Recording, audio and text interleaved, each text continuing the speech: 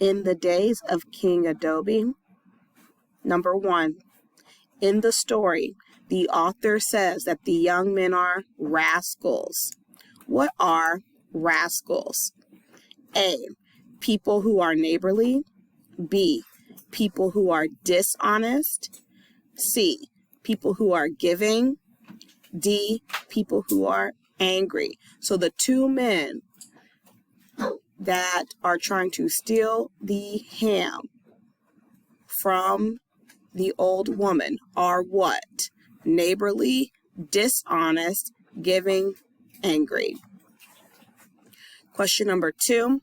The author explains what happened the night in 2 ways. First, he tells the story as usual. What is the second way? A, he has townsmen explain what he saw as he passed by. B, he has the young men draw pictures in the dusty ground.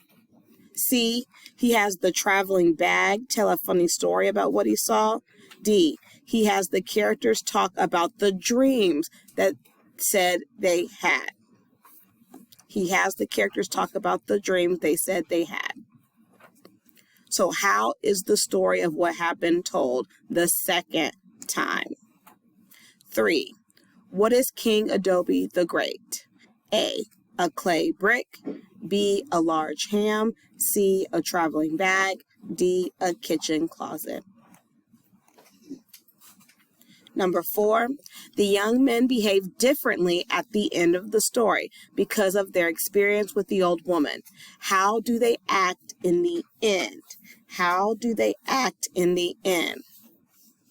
A, they travel only to places where they feel welcome. B, they are careful to carry all the food they will need with them. C, they are good guests to the next old woman who gives them a meal. D, they decide to work hard for everything they are given along their way.